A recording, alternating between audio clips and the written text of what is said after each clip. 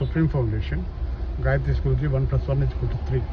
Venus Energy Scientist, B.R. Kodanta, మీతో ప్రభాత వేళ సోమవారం పార్వతీ పరమేశ్వర ఆశీస్సులు శుభాకాంక్షలు అందరికీ నమస్తే.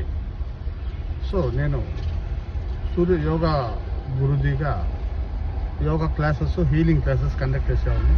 అంటే ప్రప్రదంగా మెయిన్ వైద్యుడి దగ్గర పోకుండా మనమే సెల్ఫ్ హీలింగ్ క్లాసెస్ ప్లస్ ఆ టెక్నిక్స్ ఎలా క్లెన్జింగ్ చేసుకోవాలి, ఆరాస్ని, సచ్చక్రాస్ని, ఎనర్జీ సెంటర్స్ని ఎలా బ్లాకేజ్ని క్లియర్ చేసుకోవాలనే క్లాసెస్ సూర్యప్రతాప్ కళ్యాణ మండపం చిత్తూరులో కండక్ట్ చేసేవాడిని. 13th బ్యాచ్ వరకు వచ్చి ఆగిపోయింది. మళ్ళీ నాకు ఇక్కడ స్థల మార్పిడి వచ్చి ఇంట్లో కొద్దిగా ప్రాబ్లమ్స్ వచ్చి నాకు ఈ ఆశ్రమాలంతా క్లోజ్ చేసి ఏ యోగా చెప్పొద్దు, మీ ఇంట్లోనే ఉండు అని చెప్పి అలా వచ్చే ప్రాబ్లం వచ్చింది. సో 13వ క్లాస్లో 12 క్లాస్లో ఎవరు అడగలేదు. నేను చెప్పాను, ఈ ప్రోగ్రాము మనిషి యొక్క జీవితము, హావభావాలు, అనుబంధాలు, బంధాలు, కలయికలు, రిలేషన్షిప్ అంతా చంద్రమండలంలో ప్రోగ్రామ్ జరుగుతుందని చెప్పి కొంచెం థియరిటికల్ ప్రాబ్లం థియరికల్ కూడా వస్తుంది, మళ్ళీ ప్రాక్టికల్ వస్తుంది చెప్పడంతో 13వ బ్యాచ్లో ఒక అతను అంతే అందరూ అటెండ్ అయింది. సీనియర్ గురువులే, అధ్యాత్మంలో మంచి టాప్ లెవెల్లో ఉన్న వాళ్ళే నా క్లాసెస్ అటెండ్ చేయండి, హై లెవెల్ పీపులే.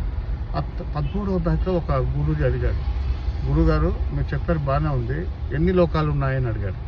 14 భువనభాండాలు ఉన్నాయి బా, మీకు తెలియదు ఏముందంటే 14 భువనభాండాలు ఉండగా చంద్రమండలంలోనే ఎందుకు ప్రోగ్రామ్ జరుగుతుంది మనిషికి అని అడిగాడు. మంచి బ్రహ్మాండమైన ప్రశ్న. అది ప్రశ్న అడగకుంటే నేను చెప్పుండేవాడిని కాదు. సో సూర్యమండలం వచ్చి కర్మలు తీసుకుంటుంది, చంద్రమండలము కర్మలు దాన్ని అనుభవించేకి వదులుతుందన్నమాట.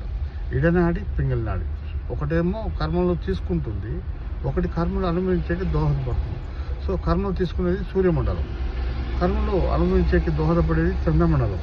అందుకే మన బంధాలు, మన భవిష్యత్తు, ఎవరికి ఎవరు భార్య, ఎవరికి ఎవరు భర్త, ఎవరికి ఎవరు అన్నదమ్ముడు, ఎవరికి ఎవరు అక్కచెల్లెలు, ఈ బంధాలు, అనుబంధాలు, స్నేహితులు, శత్రువులు, ఇవన్నీ మనం చేసుకున్న కర్మల వల్లనే డిజైన్ అవుతారన్నమాట, రూపకల్పన. ఇప్పుడు ఏమి నాకు ఇంత మంచి భర్త దొరికాడు అని చెప్పి సంబరపడిపోతుంటారు. అబ్బా ఏమి నాకు ఇటువంటి వాళ్ళు దొరికారని చెప్పి బాధపడుతుంటారు. సంబరపడే అవసరం లేదు, బాధపడే అవసరం అంతకంటే లేదు. ఎందుకంటే రెండే రెండు గట్టిగా పట్టుకోండి మీరు. ఒకటి క్షమాపణ.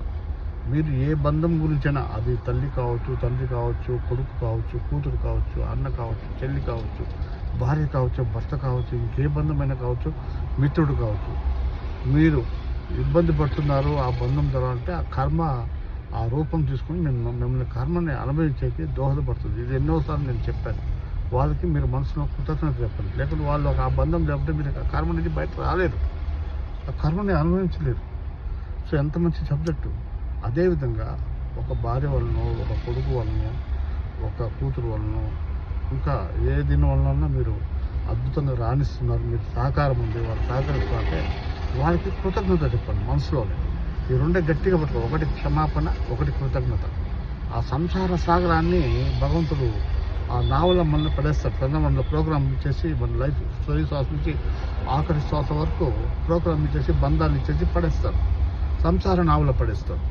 ఆ సంసార నావలో మనం తెడ్డు పెట్టుకొని ఆ అలలే మన కర్మలు, ఉడుగుదుడుకులు, ఎత్తుపల్లాలు, మిట్టపల్లాలు, సాఫీగా ఉండదు. సముద్రము మధ్యలో ప్రశాంతం ఉంటుంది. అదే స్టార్టింగ్లో చూడండి, అల్లకల్లోలంగా ఉడుదుడుకులు ఉంటాయి. ఆ తెడ్డు అనేది కర్మను మనం అనుభవించేకి ఒక గురువు అనుగ్రహము, లేకపోతే మనం ఉపాసన చేసే దేవత అనుగ్రహము, వాళ్ళ అనుగ్రహం ఉంటే దాని నుంచి మనం ఈజీగా బయట వచ్చేస్తాం. కాబట్టి కర్మను మనం యాక్సెప్ట్ చేయొచ్చు. తదుపరి subject next long video support చేయడం. అందరికీ పార్వతీ పరమేశ్వరుల ఆశీస్సులు, శుభాకాంక్షలు. అందరికీ నమస్తే.